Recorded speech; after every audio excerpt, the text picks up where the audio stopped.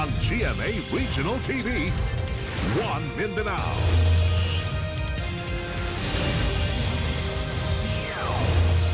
Ani nga na mga dagkong balita karong adlaw sa One Mindanao.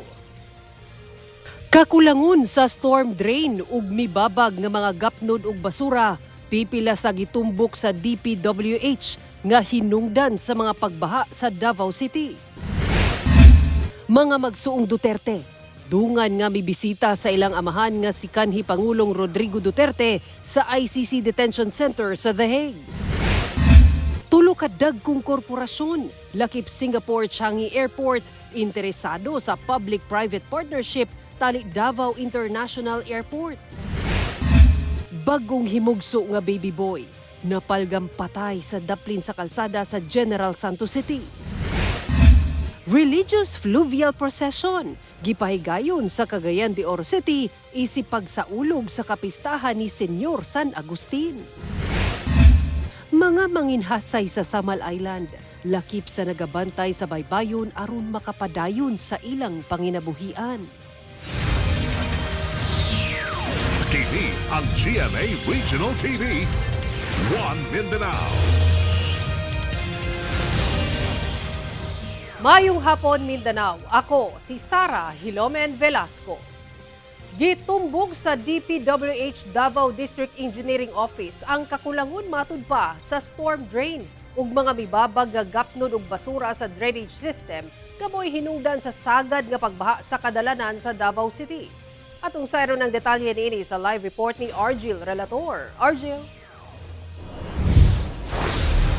Sara, girekomenda sa DPWH ang pagtukod og retarding basins nga mao'y temporaryo mosalod sa kini nga tubig baha ug mopondo una kini gradually hinay-hinay nga i-release aron nga malikayan ang pagbaha sa mga kadalanan sa Davao City.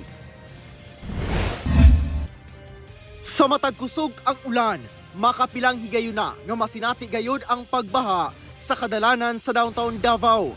Sa datos gikan sa Davao CDRMO nga gipresenta sa City Engineers Office ato sa sesyon sa Davao City Council, 265 areas ang kanunay nga makasinati og street flooding. To address that, the city government through the City Engineers Office has implemented 62 flood mitigation and drainage projects that have been appropriated since 2022. Sa 265 flooded streets, 67% matud pa niini ang sa DPWH. The images of submerged streets in Damosa, JP Laurel, SPMC area, and Obrero are a constant reminder that our current flood control measures need to adapt to climate change and the city's rapid urbanization. Sa obserbasyon sa DPWH, Davao City 3rd District Engineering Office, nga moo'y nakasakop sa 2nd Legislative District, magbaha kung muulan, labi na matud pa og sabayan pa og high tide. Muhinay matud pa ang discharge capacity sa main ug secondary drainage system, partikular sa Jerome Main Drain sa Maharlika Highway, Mamay Road, Mamay Main Drain sa Mamay Road ang Liongto, NHA Buhangin ug Panakan Cemetery. As per our assessment, the cause of flooding is intense and prolonged rainfall, blackout or insufficient storm drain, accumulated debris, trash, leaves and sediments, and black outlets. Girekomenda sa DPWH base na sab sa nakalatid sa JICA Master Plan ang pagtukod og retarding basins. These basins help to temporarily store excess runoff, minimize downstream flooding, reduce peak flow rates, and improve overall drainage system performance. Ang pinakamahimo matud pa nga solusyon aron maminosan ang pagbaha sa lugar kay padak-an ang lateral drainage. Apan dili pa kini igo, sanglit kinahanglan sab gayud ang basins. Dunasay mga dalan sa 1st Legislative District nga ang basura nga mubabag sa gianan sa tubig matud pa ang hinungdan sa pagbaha. The maintenance men were partially mobilized. Ang nangyari po is lahat po dyan is ang nagka-clog exposed by yung mga plastic. Yeah, the problem for the JP Laurel also is most contributed from the establishments, yung mga sediments yung mga garbage nila, sometimes andun na po sa inlets. During flooding, it will clog. Apan dili kumbinsido si Councilor Danilo Dayanghirang nga basura ang hinungdan sa pagbaha sa pipila ka dalan. The flooding is not the garbage. The collection of garbage is very efficient, very effective. Gitumbok sab ni Councilor Diosdado Mahipos Jr. nga 70% sa downtown kay floodplain o tubigon kaniadto. Busa kinahanglan nga dunay master drainage plan aron makonsolidate ang tanang projects ug magpahigayon og regular nga pagpanglimpyo sa drainage system. Sara Leninghua ang City Engineer's Office nga patabangan sila sa Davao City Council nga ma-institutionalize ang kining localized barangay canal brigade nga aron nga makatabang sa pag-address sa pagbaha diha sa barangay level. Sara. Okay, daghang salamat, Argil Relator. Atong sayron ang dugang pang mga balita sa Mindanao. Makabanato si Efren Mamak live sa General Santos City. Efren. Salamat, Sara. Dungan nga mibisita ang magsuong Duterte sa ilang amahan nga si kanhi Pangulong Rodrigo Duterte sulod sa ICC Detention Center sa The Hague. Samtang abogado ni FPRRD, buot makig-negotiate sa gobyerno sa Pilipinas labot sa pagpauli sa kanhi Pangulo. Aniya report ni Argil Relator. Anaa karon sa The Hague sa the Netherlands sila Vice President Sara Duterte, Davao City 1st District Congressman Paulo Duterte, Acting Mayor Baste Duterte ug Veronica Duterte. Human gihangyo matud pa sa ilang amahan nga si kanhi Pangulong Rodrigo Duterte nga magdungan sila sa pagbisita kaniya.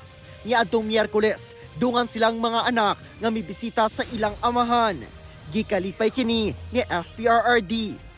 Ginamonitor matud pa sa medical team ang pagkaon ni FPRRD tungod sa taas nga sugar levels sa kanhi Pangulo. Pero ang sa akin lang is that kung ano yung makapagpasaya sa kanya, yun ang gagawin. So nag-request siya ng personal na pagkikita na kaming 5. So binigay namin sa kanya yun. Samtang mipaklaro si Attorney Nicholas Kaufman nga wala gibakwi ang naunang request ngadto sa appeals chamber aron i-disqualify si Chief Prosecutor Karim Khan. At the end of June, we were suddenly disclosed the motion that he'd filed on behalf of the victims that he had represented. He'd represented more than 100 victims. The number, the nature of the representation were not known to us in advance. That's why we have reintroduced the request for the disqualification of the prosecutor. Minsahan ni Attorney Kaufman sa mga taga-suporta ni FPRRD nga musalig sa judicial process. Iampo sa matud pa ang paspas nga pagpagawas sa FPRRD o pagpauli sa Pilipinas. Dugang niya, andam siyang makigsabot sa gobyerno sa Pilipinas aron makauli na si FPRRD. I have a request from the Philippines administration and government. I'm still waiting to be invited. I want to speak to you people.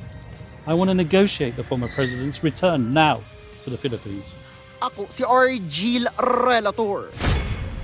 1. Mindanao. Mipaklaro ang Northern Davao Electric Cooperative Incorporated nga dili nila linya kun kable sa kuryente ang nakakuryente sa duha ka estudyante sulod sa Mambago B National High School sa Babac District, Island Gardens City of Samal, din usa ang patay ug usa ang samaran.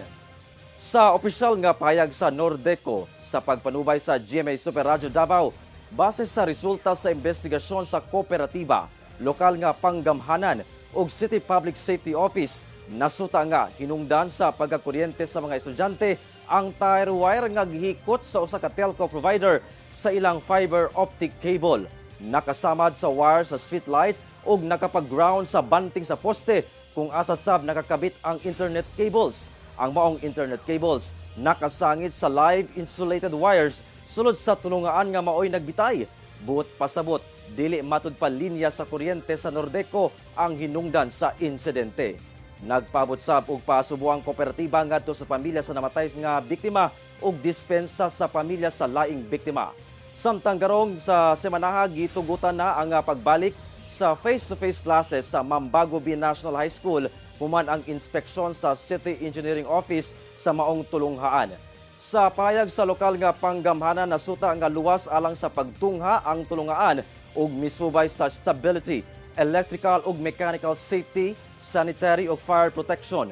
Gipaningkamutan pa sa GMA Regional TV1 Mindanao nga makuha ang payag sa tagdumala sa tulunghaan.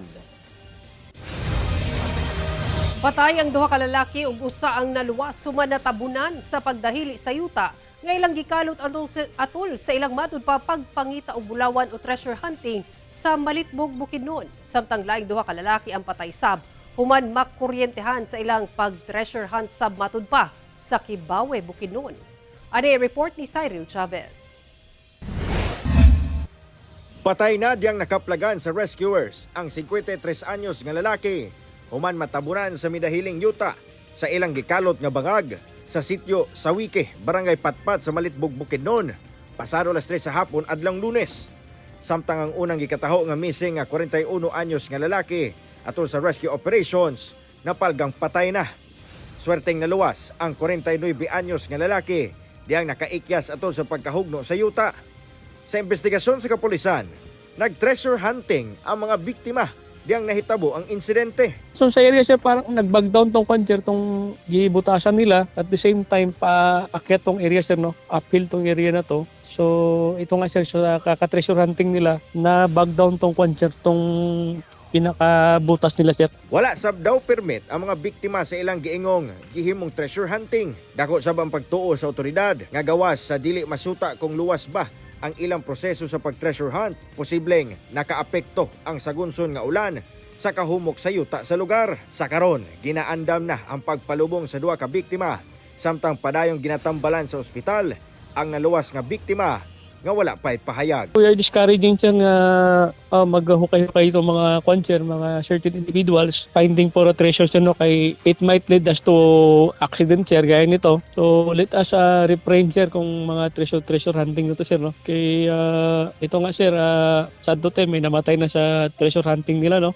Samtang dead on arrival sa ospital ang 45 o 47 anyos nga mga lalaki human makuryentehan sa ilang gigamit nga ekipo diyang nagpahigayon matud pa og treasure hunting sa Purok 3 Kugan, Barangay Marapangi, Kibawe, Bukidnon. Sumala sa kapulisan, nahitabo ang insidente pasado alas 10 sa buntag ug nataho na pasado alauna sa hapon. Migawas sa investigasyon base sa saysay sa usa sa kauban sa mga biktima nga migamit sila og ekipo nga improvised human lifter nga ilang ginagamit sa pagkarga sa mga yuta nga ilang nakalot. Apan nagmalfunction matud pa kini og nag-ground ang kable ni ine.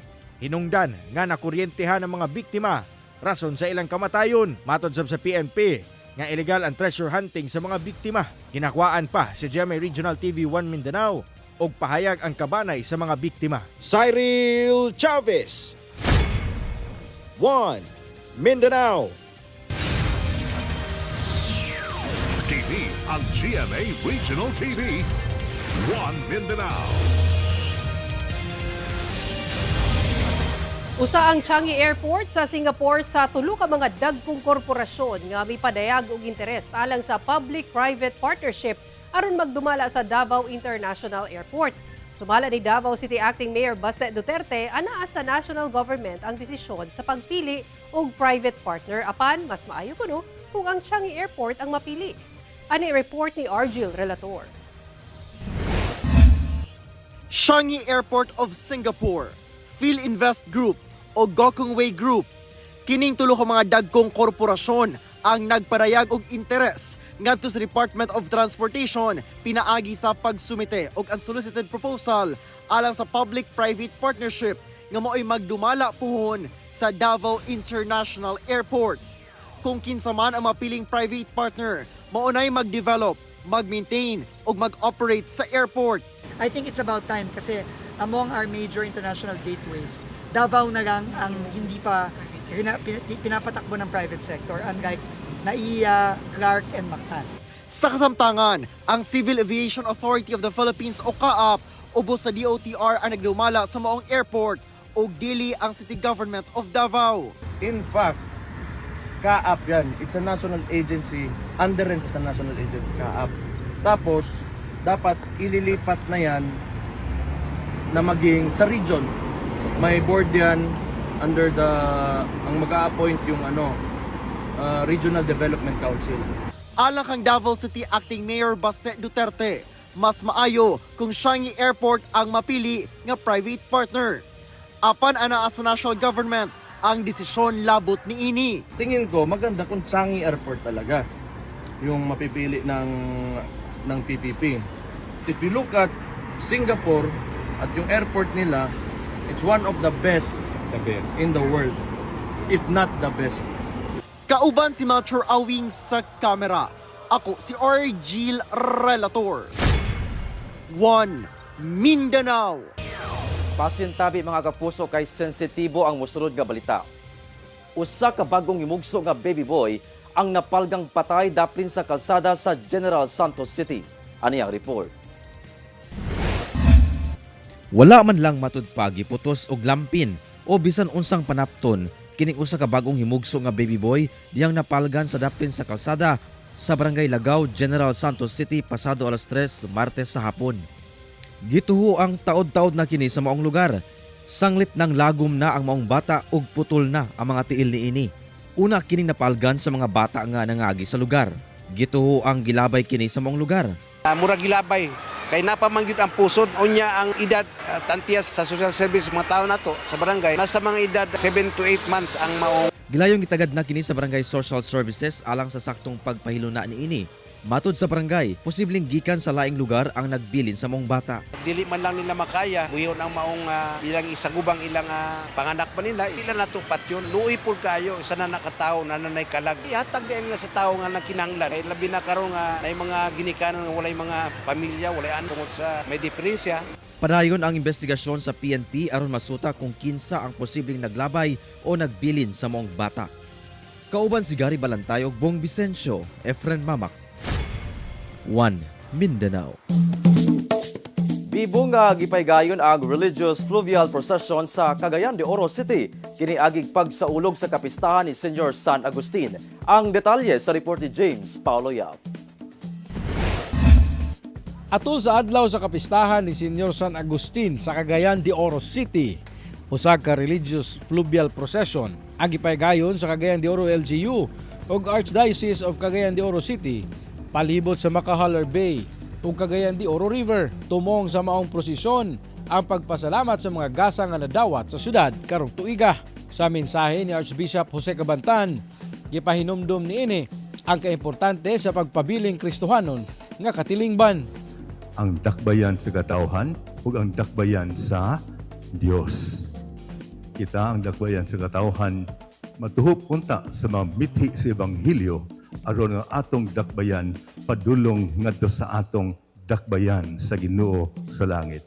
Paghuman sa maong prosesyon, usa ka concelebrated mass ang ipahigayon sa mga kaparian sulod sa St. Augustine Metropolitan Cathedral nga gitambungan sab sa gatusan ka mga Cagayanon. Ang stroke patient nga si Loki Kainoy gisiguro nga makatambong gyud kini sa misa aron magpasalamat sa iyang ikaduhang kinabuhi.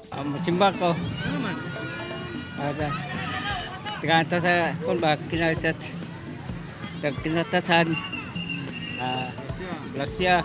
Paghuman sa misa, nag-apod-apod ang simbahan og pack lunch alang sa mga mitambong sa kasaulugan.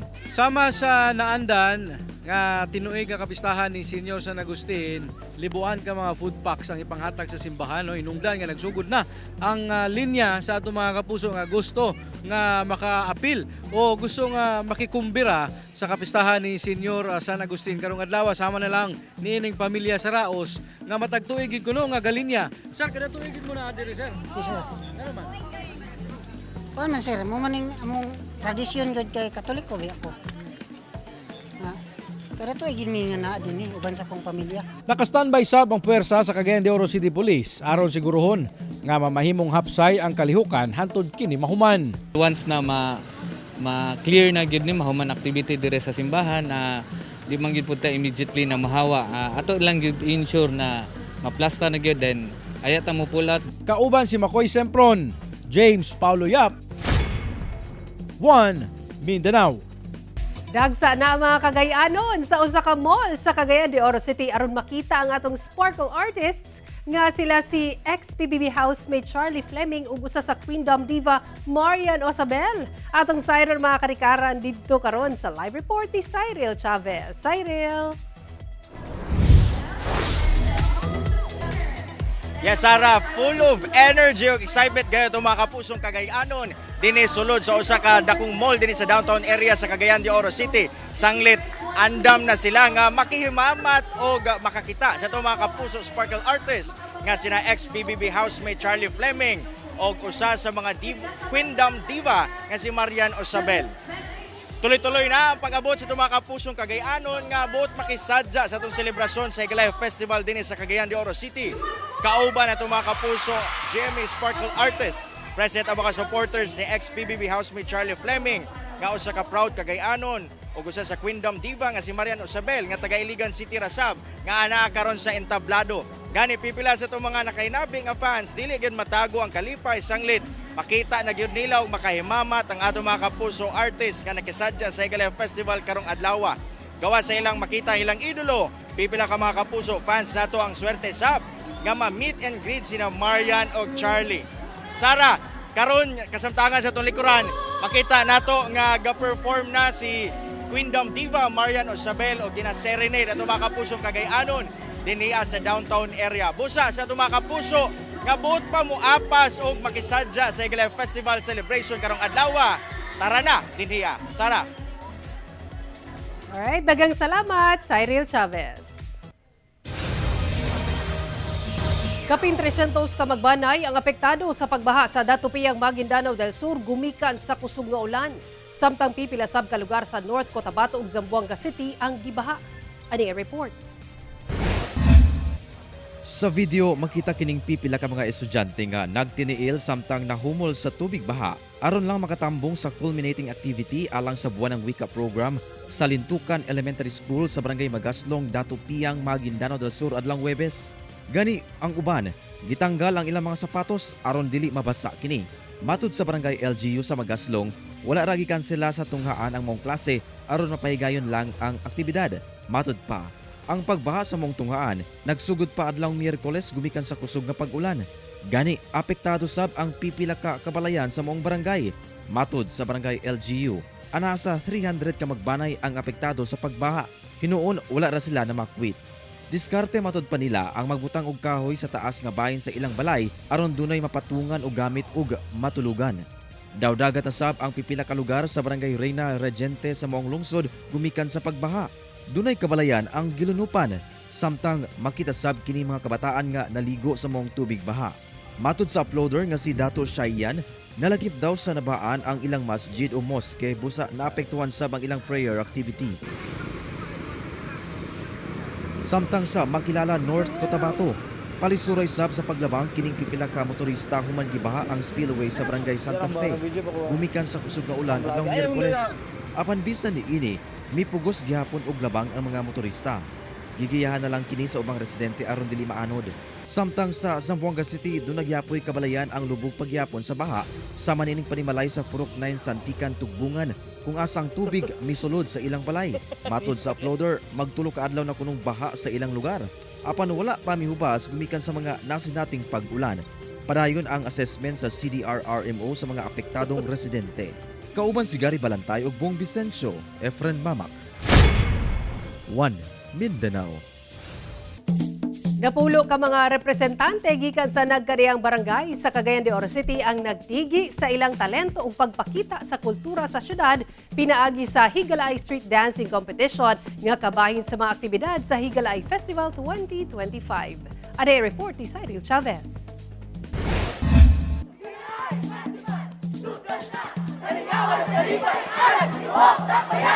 Mabulukon og hilabihan kabibo nga mga dance moves, lakip na mga tugtog gikan sa mga instrumento ang mipuno sa kadalanan sa Veles sa downtown area sa Cagayan de Oro City Martes sa hapon. Kini atol sa Higalaay Street Dancing Competition subay sa kasaulugan sa Higalay Festival 2025. Napulo ka mga representante gikan sa nagkadiyang barangay ang nagtigi o nagpakita sa ilang kahanas sa pagsayaw o pagpasigarbo sa mabulukong kultura sa syudad. Human ang Indigay, gilayong gipahigayon ang Higalay Street Dance Showdown sa Pilay Sports Complex. Dito gipakita sa mga representante ang ilang mabulukong props lakip na ang storya ug kamahinungdanon sa ilang performance. Gikalipay kini sa LGU ug misaad nga sunod tuig mas patasan pa ang premyo sa street dancing competition gikan sa 500,000 pesos himuon kining 1 million pesos. Musamot pa ang inyong kalipay akong mga higala. Kana kung makahatag nato og dugang panaghiusa o pagpinabangay. Agi kini pasalamat sa atong Ginoo, labi na sa atong mahal na patron, Senior San Agustin, sa iyang gihatag kanato nga gasa o panalangin. Sa katapusan, giilang kampyon sa street dancing competition o street dance showdown ang barangay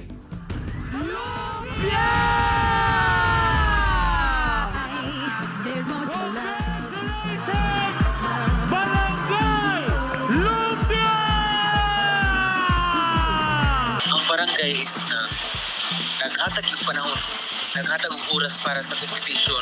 So among gi-aim is dili na mapili. Uslan man nga nagsulutan ni ini atong i-aim ang kadaugan. Kauban si Jaybird Pairat, Cyril Chavez. 1. Mindanao. Rain or shine, nahimong sadya gihapon ang grand opening sa Hamungaya Festival 2025 sa Isulan, Sultan Kudarat, gumikan sa nagkareang performances ug nahimong star-studded dihang lakip sa float parade ang pipila ka sparkle artist ug ex-PBB housemates. Ato kining silipon pinaagi ni ining report.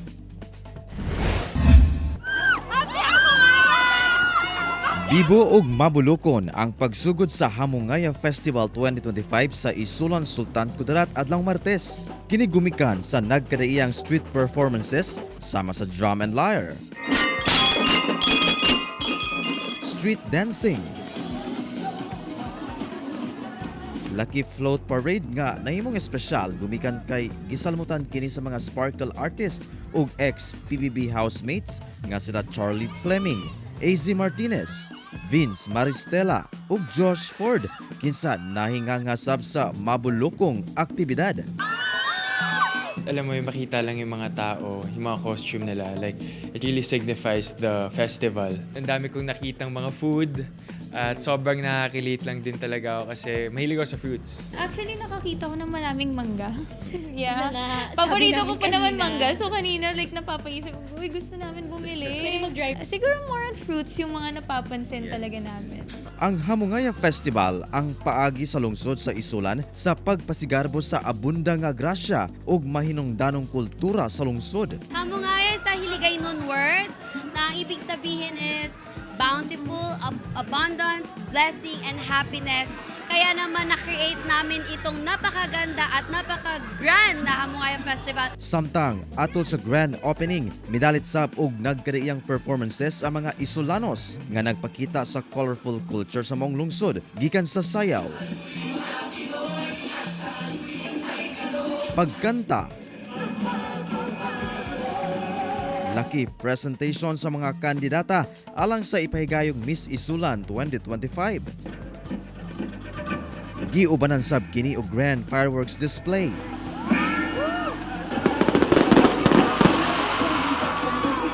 Ito po is for the people, for us to promote our area and for us to appreciate what Isulan and Sultan Kudarat have become. Mas misamot ang excitement o kalingawan diyang nag-perform ang mga kapuso star pinaagi sa mga pagkanta. Gikan nila Vince Maristela,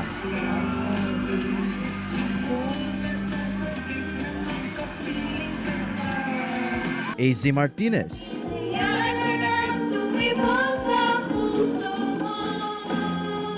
Josh Ford,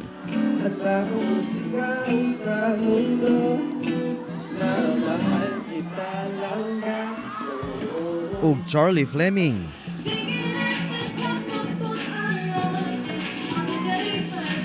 First time ko pina-perform yung kanta ko kanina, yung kanta kong Langga.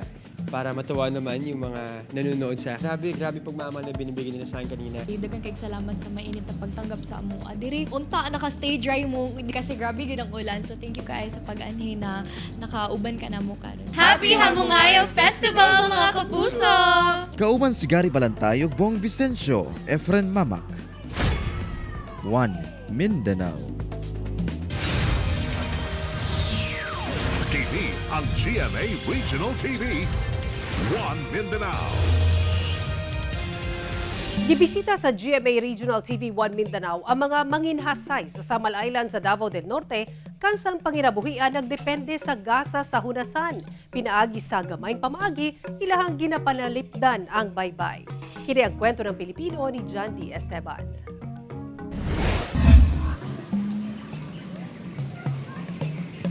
Daghang gasa ang baybayon, kun kini imong susihon. Sa dakong hunas sa Barangay Katagman sa Samal Island, Davao del Norte, makita ang mga manginhasay nanikop og gasa sa baybay. Swerte sila karong buntaga kay way init. Ang pagpanginhas dili lalim sa pagtaak nining lapukong bahin sa mabawong tubig. Magsugod ang pagpaniid sa mga idlas nga kinhason. Kinahanglan gahinan og taas nga oras ug pasensya. Swerte-swerte lang gyud daw ang pagpanginhas. Sagad sa kuha sa manginhasay nga sila Nanay Evelyn ug Alona, aninikan nga nagatago sa mga sagbot o seagrass. Lisod kaayo uy, labi na ka ng balod. Wala jud kuha kinason. Ya maghulat kami og kanang season sa dagat ba. Para matanggal tong lumot, pinaayag sa ana subot. Sa ana subot. Ini mahinluan na mawala na tong lumot sa katong aninikan. Seashell. Limpyo na siya. Ang aninikad usa ka matang sa mollusk. Si Nanay, 60 anyos na. Gidak-an na daw ang pagpanginhas. Si Alona, halos matag adlaw, manimpad sa dagong hunasan. Halos tibok adlaw manginhas aron mapuno ang panudlanan.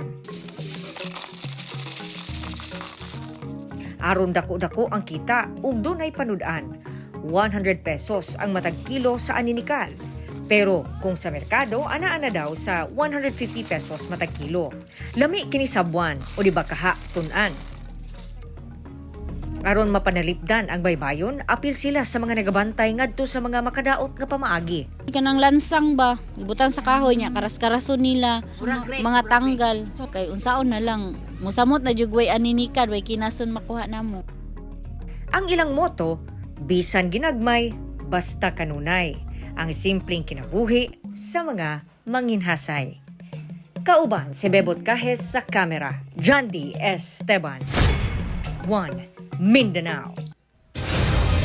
Ug mao kato mga uling balita sa Mindanao karong adlaw, mamahimo ninyo kini makita pag-usab pinaagi sa pagbisita sa official website sa GMA Regional TV o bisita ang among official YouTube channel ug i-click ang subscribe button para sa pinakauling balita. Daghang salamat sa atong mga kapuso sa Mindanao nga nagalantaw kanamong sa atong mga kapuso abroad. Padayon lang sa pagtutok sa mga lokal nga balita matag adlaw tungod sa GMA Regional TV, Local News Matters. Kami ang GMA Regional TV 1 Mindanao, tibok pwersa para sa mas na komisyon ug mas halapad nga pagserbisyo sa nasod.